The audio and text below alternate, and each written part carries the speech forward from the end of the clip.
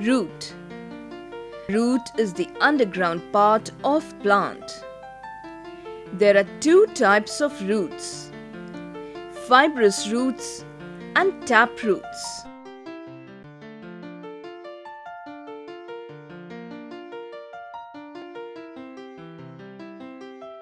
Fibrous roots: grass, wheat, rice, and onion have fibrous roots.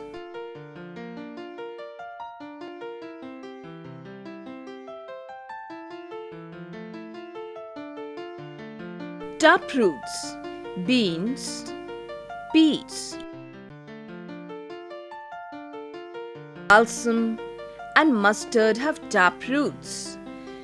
Tap roots are swollen roots.